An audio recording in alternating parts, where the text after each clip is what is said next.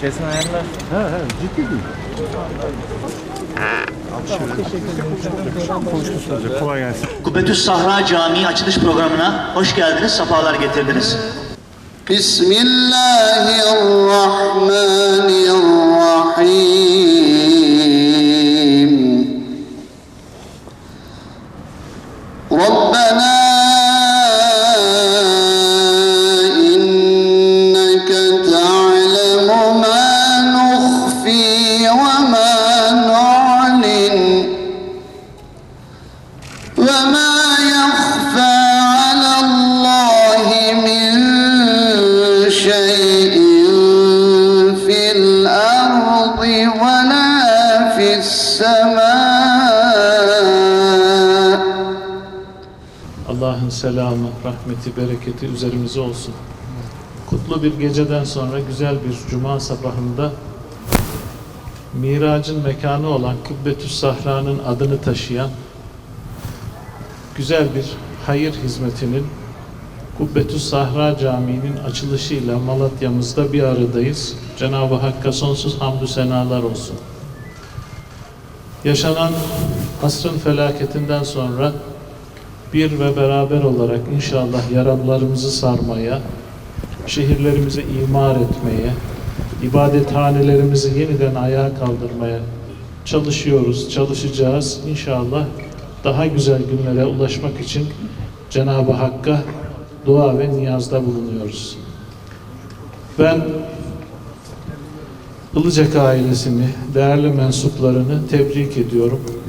Cenab-ı Hak yapmış oldukları bu ibadethane ve daha yapmış oldukları birçok hayrı kendilerine sadaka-i cariye eylesin, kıyamete kadar amel defterlerini açık eylesin inşallah.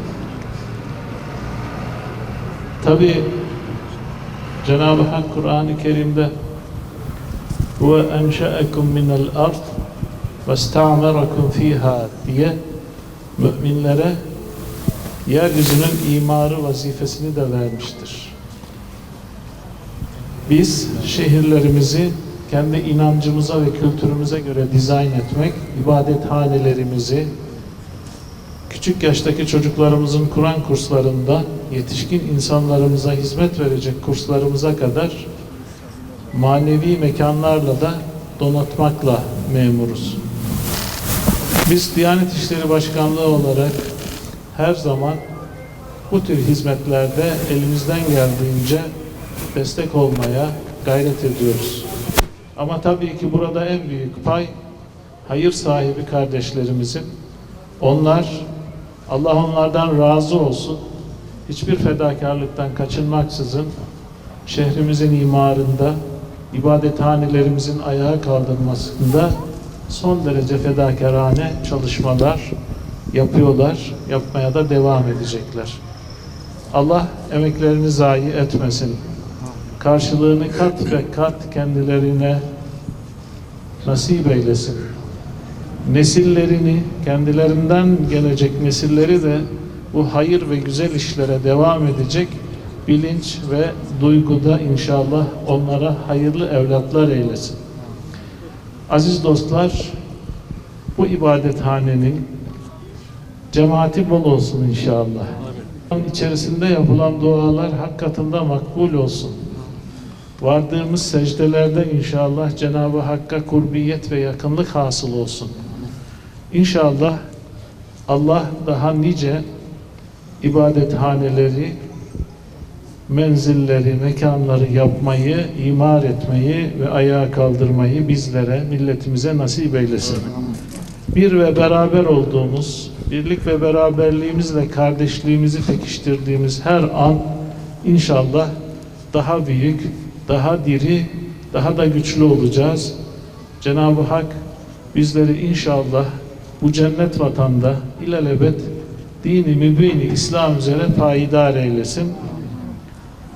Camimiz hayırlı olsun. Dualarımız makbul olsun. Cuma günümüz mübarek olsun. Hepinizi hürmet ve muhabbetle selamlıyor. Allah'a emanet olun. İbadete bugün açacağımız camimizi hayırlı hizmetlere mekan eyle ya Rabbi. hayırlı hizmetlerin, gençlerin yetişmesinin, çocuklarımızın dini mübini İslam'ı öğrenmesinin mekanı makamı eyle ya Rabbi. Amin. Ve selamun alel murselin. Velhamdülillahi Rabbil alemin. El Fatiha. Efendim hayırlı mübarek olsun. Ya Allah, Bismillah. Allah hayırlı. Teşekkür ederim.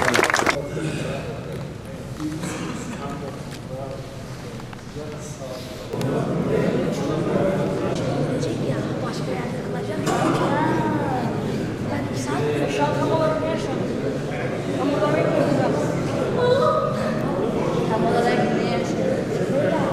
Ama bugün sizler birisiniz.